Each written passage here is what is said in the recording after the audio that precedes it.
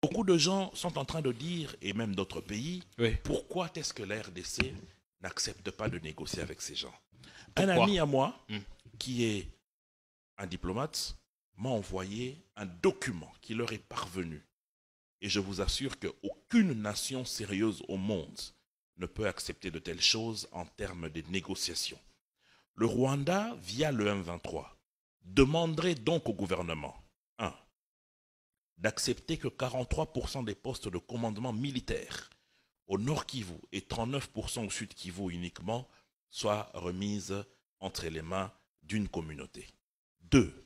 Le gouvernement devrait accepter la création d'une nouvelle police des frontières placée sous le commandement des officiers issus des terroristes du M23.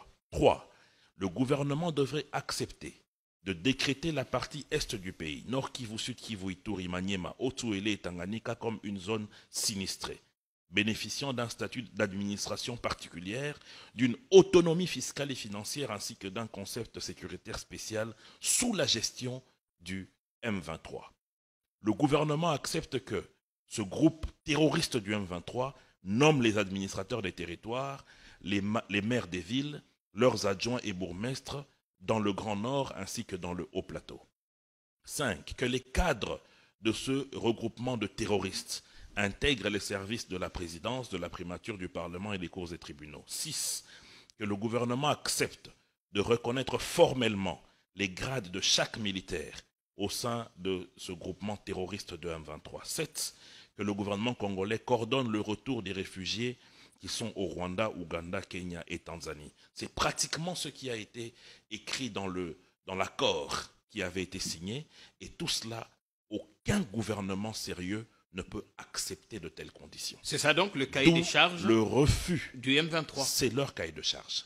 Et c'est le cahier de charge du Rwanda. Le M23 n'est en réalité que l'ombre du Rwanda.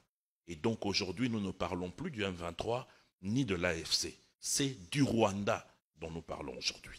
Donc ce sont les revendications du Rwanda et le chef de l'État ne peut jamais accepter de telles choses. C'est là qu'il dit que le pays n'est plus Le pays ne pliera pas. Jamais. On ne reculera pas. Jamais. Il en appelle à l'unité. Il dit que nous gagnerons cette guerre par notre unité, notre sens de responsabilité et notre courage.